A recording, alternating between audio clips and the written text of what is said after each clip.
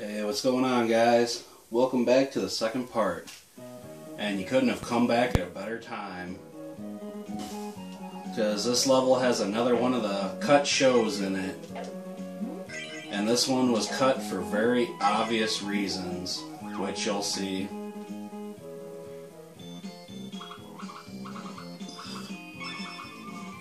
So I'm just going to let this play. But the one thing I can say is pay attention at the end, because it only happens for less than a second. And yeah, enjoy. Watch Goemon spank his fucking wiener.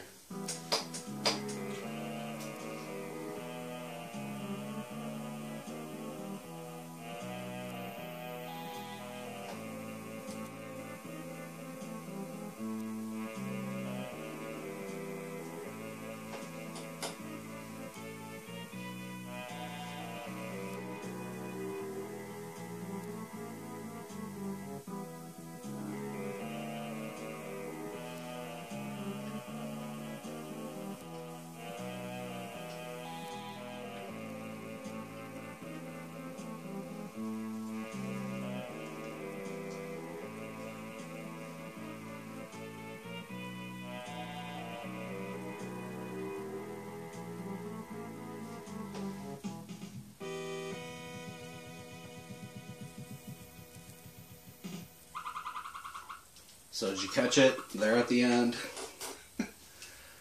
She's covering up her breast, but she's got a fully exposed ass going on, kind of like Epsimaru with his fart jokes. But yeah, that was cut for pretty obvious reasons in the US version. And this is the first of the mandatory items that you have to buy. This is a pass that allows you to go to the action section of the stage. If you don't have the pass, you can't fucking go to that. So you gotta kinda grind for money, some way or another. And me, instead of grinding, I'm just, managing how often I use my money for throwing. Makes it much easier than grinding for money. Much more entertaining, I'd imagine. Because originally what I wanted to do for this Let's Play is to start off, and after I do the ghost stage or beat the ghost boss at the very beginning, I'd have somewhere around, $1,000 after I do the mole game. And there's a game of chance that you can play where you throw dice with some dude, and you can double your money or you can lose all of it. So all I'd have to do is double my money once, and I wouldn't ever have to worry about money again. But considering it's mostly luck, it was a very risky thing, and sometimes it worked and sometimes it didn't. But yeah, if you want to piss your money away, there's lots of games of luck.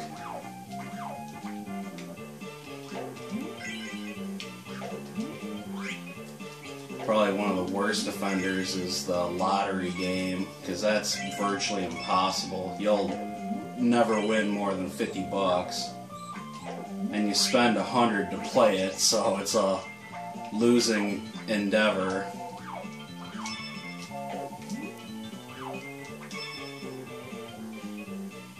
Now we have to fight Backpack Man, or Box Man, I don't know.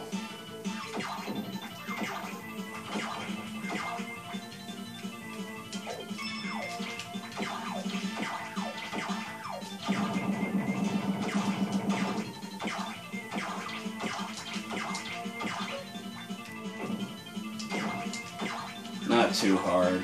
The timing for going underneath him when he's stomping like this can be kind of tricky, and that's fucking bullshit. He can still hit you after you killed him. That's fucking bullshit. So now we get this cutscene that's reused from the fair, I think I'll call it, the carnival.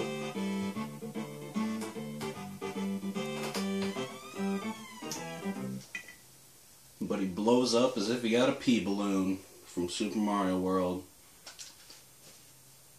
Apparently that was fart humor too, with him you know, blowing up like a balloon. Makes sense.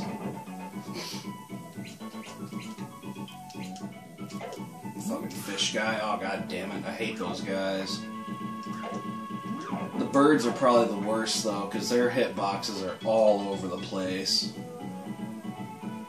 It's very easy to take damage from them.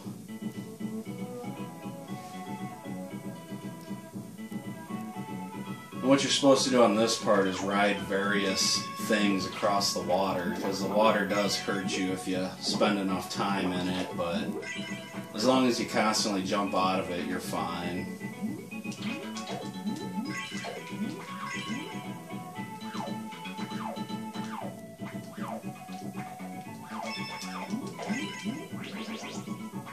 There's another golden cat, refills your life and gives you extra health.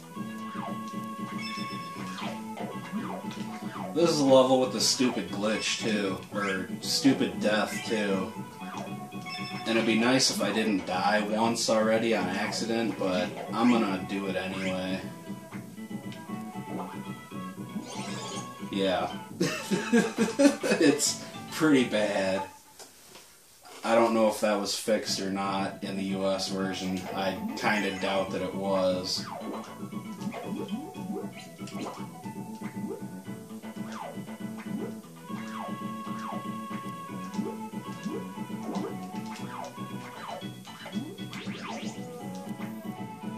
Now I got my little pipe.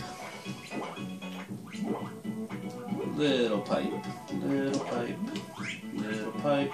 Fuck you, bird. Another bird, because we got Ninja Gaiden respawning enemy shit going on if you go too far off screen. And this dude's piss easy, as long as you throw some money at him.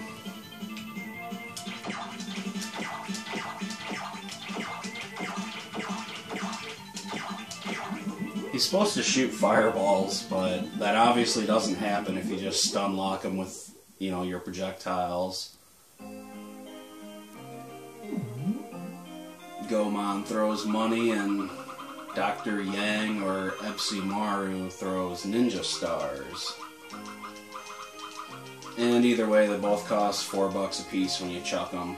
We're probably working with yen or something in this game instead of dollars, but I don't know. In the US version, it's fucking dollars. This is reused too. This game's got lots of reused cutscenes. Because if you pay $200 for your trip off the first level, you'll get this, but without the chick with the green hair, who I think's Yae, or Yae, Y-A-E. Obviously, as you can tell, I'm not fluent in Japanese or any of that crap. Damn.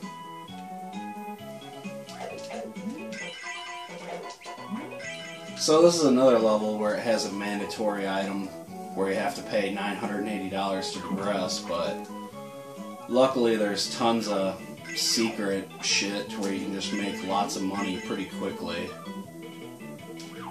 So honestly, as long as you're not just using projectiles throughout the entirety of the game, money management is no problem.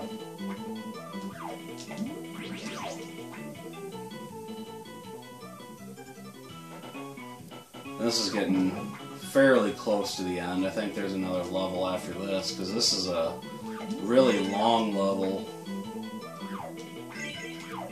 which is why it gives you so many golden cats, so it increases your life, because this level's pretty damn long.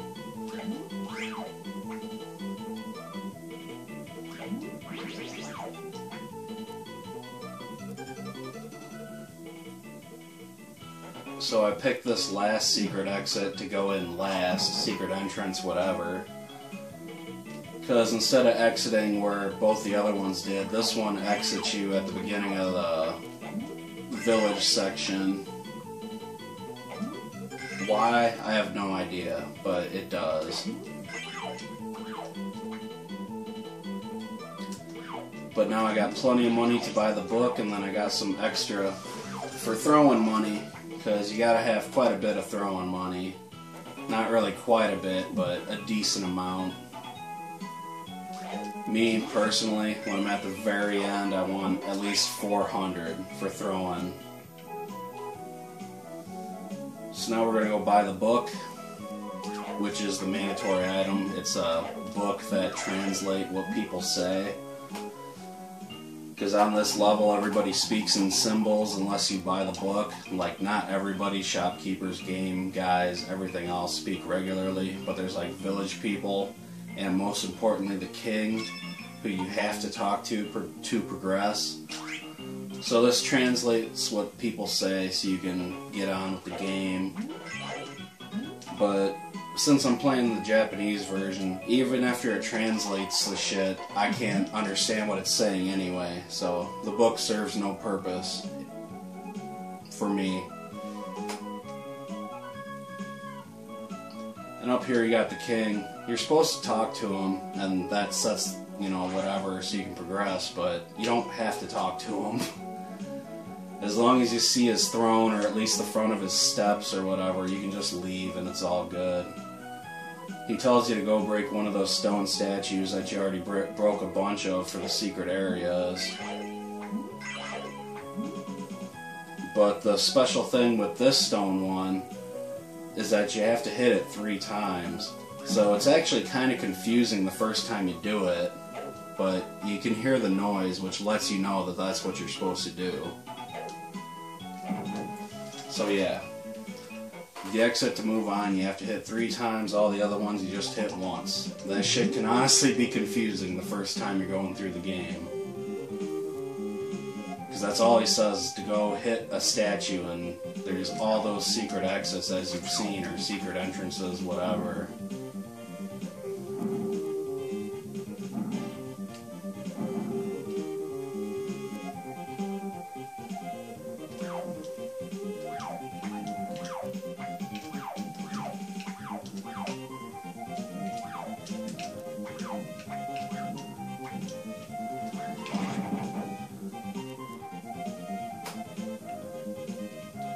Now we're behind the king's throne, and he's missing now.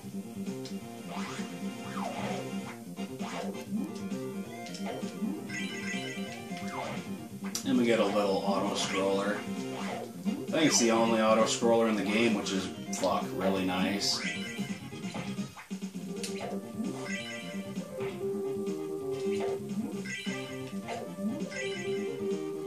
That's alright, I like the pipe anyway. Doesn't have the length of the yo-yo, but the yo-yo's got a super long animation on it, which you can cancel the animation and it makes it better, but its hitbox is weird too. So for being the highest weapon, it's the worst, really. I don't know, it's probably better than the smallest pipe, but it's still not good. This part, you just jump a bunch of these fuckers, because it's hard to hit them otherwise. Then you fight a dude made of like lifesavers or something. I have no idea. He actually reminds me of a boss from another Japanese game called Ganbare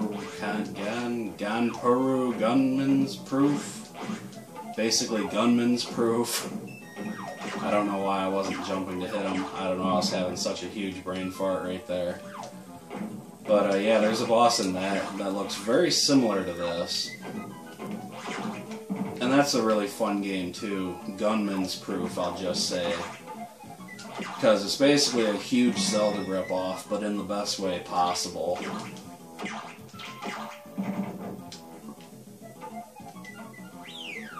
So that dude was no problem. Let's see if I can start talking again instead of just trying to say Ganparu, Ganparu. And this level's still going. Pretty long level. Which is why I gave you so much extra life.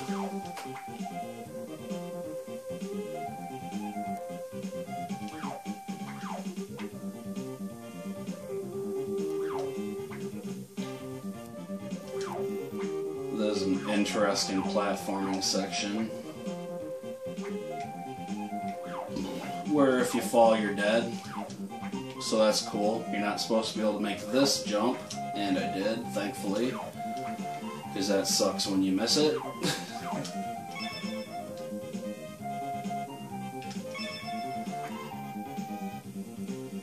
I'm gonna wait for these guys to cycle left and right. Because one hit from them sends you down the fucking hole. And now we get to see our princess that we're trying to save. I think her name's like Princess Yuki or something. And she's just up there begging to give a BJ, so we'll oblige. Just let her go to town for a little bit, but you know you don't want to suck it all day. You gotta eat this ass too, girl. Yeah. Go at it. You nasty princess. But I should probably fight this dude. Yeah. So, there was that guy. Now we get a unskippable cutscene. First time you'd see this, you would think that it's the end of the game, because you're getting a cutscene that you can't skip, you know. And, you know, you rescue the princess, you're all good, but oh shit. They all turned into Satan motherfuckers. I'm sure they have an actual name. A lot of people in the game speak of like the Otafu army or something. That might be who that is, but I don't really care about the story. Now we get the final level.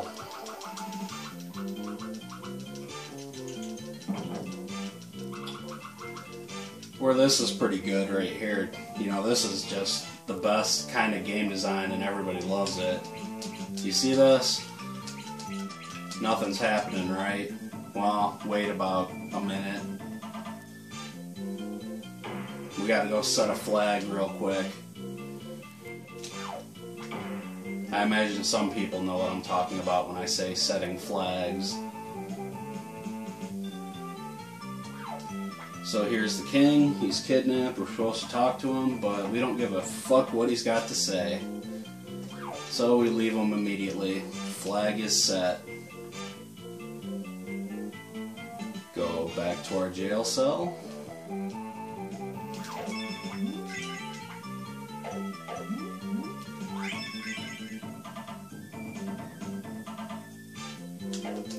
And what'd you know? There's a secret exit. Holy shit, who would've thunk it?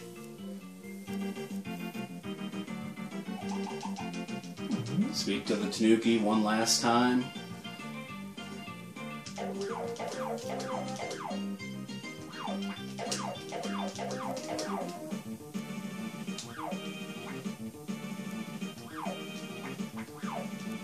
And we go through the final section, where we get a couple more golden cats to help us out. Those are definitely worth grabbing anywhere that you can. Casually, or, I don't know, during a speed run you wouldn't want to grab them all, but...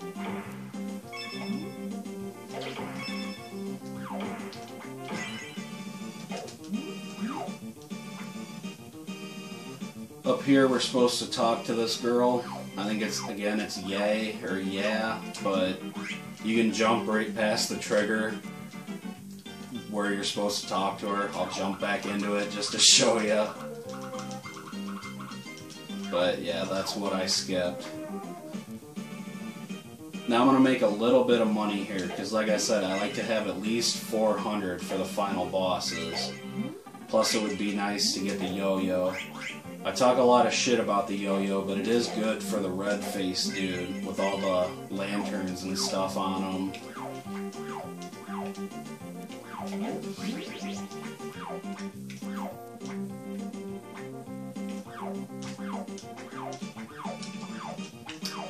And why did I bring up the red-faced dude with the lantern? Because like I said in the first part, spoiler, you get to fight him twice. You get a mini boss rush. Why? I don't know. Because it's missing quite a few of the bosses, but you get to fight this dude again at least.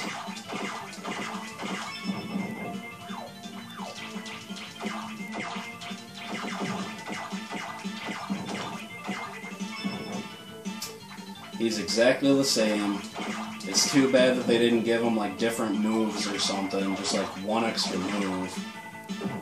At least his palette changed colors, but that's literally it.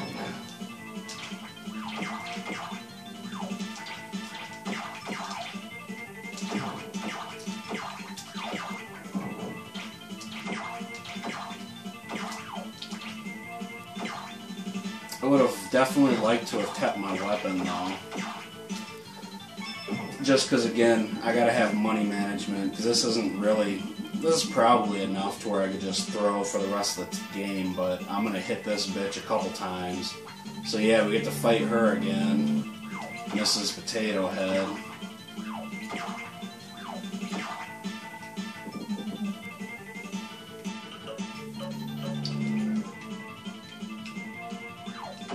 And since we're getting pretty close to the end, after this is the final boss, I guess I should explain something. So the original Super Famicom release of this game has something that at the time that this was released I would call game breaking. And it's a case of how the hell didn't they catch that? Because you don't have to try or do anything crazy to glitch it out, it's just there, right in front of your face. So, if you would have bought this game right when it came out, this is what you would have seen next, and you would have no idea what you're doing. I would call that game breaking at the time, but you can still beat it, as I'll show. So this dude's supposed to be riding a cat, but in the original release, it was fucked up, and it doesn't actually show the cat that he's riding. It's probably, you know, some kind of lion or something, some kind of mystical creature, but it's, for all intents and purposes, it's a cat.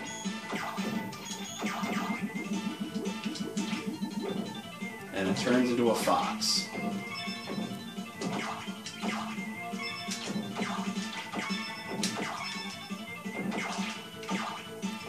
So this guy, for being the final boss, is pretty freaking easy, because as you see, you can just stay right off screen and he can't hit you. So that's unfortunate. And I keep missing, but yeah. There is the Legend of the Mystical Ninja. But on the Japanese version, called Ganbare Goemon Yuki something Riko Shu Waka Flaka. Something like that. I definitely recommend checking out the US release though, so you can actually understand what you're doing if you've never played it. It's a great game. We got Princess Yuki over there just begging to give some more BJs. No wonder the dude kidnapped her. We go beat his ass and we find out it's some sick fuck old man. Probably the fortune teller.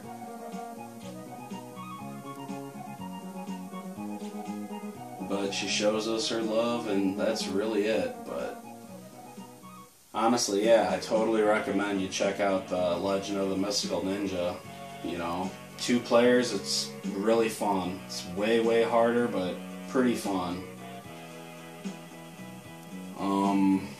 I could show you the rest of this, but this is just a really long panoramic view, kind of. You know, there's really nothing else going on in this. After this ends, it says the end with all the characters, kind of like Super Mario World or some shit, but yeah, that's it. So, thanks for watching.